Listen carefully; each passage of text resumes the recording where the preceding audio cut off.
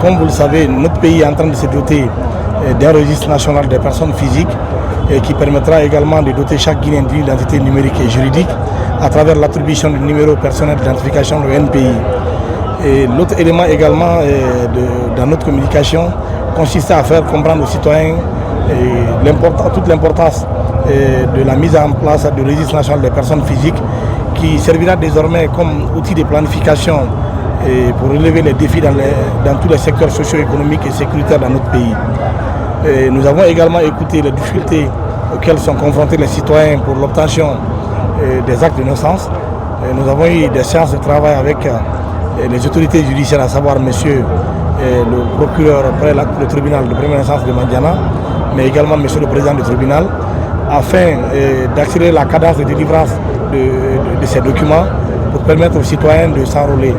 L'autre élément également, c'est par rapport aux travaux sur les kits. Et malheureusement, les difficultés qui étaient rencontrées, à savoir la question liée aux fonctionnalités du système solaire, a été rapidement réglée par le ministère de l'Administration du territoire. Les groupes électrogènes ont été envoyés. Donc nous osons croire que les opérations vont se passer dans de très bonnes conditions.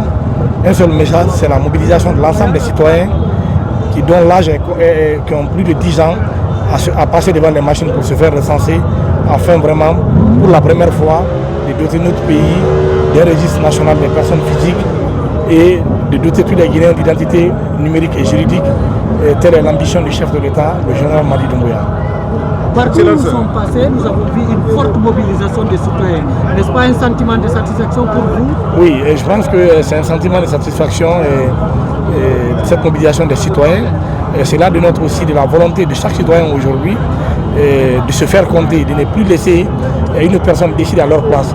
Parce que se faire recenser pour ce cas précis n'est pas que un problème lié à un processus électoral, mais c'est aussi être compté, c'est pouvoir être pris en compte dans les planifications futures, c'est pouvoir être pris en compte et faire passer son opinion dans les prises de décision. Parce que lorsque vous n'êtes pas recensé, vous n'êtes pas en mesure de donner votre avis sur les questions d'essence collective. Vous n'avez pas la possibilité de pouvoir vous exprimer lorsque ça vous concerne.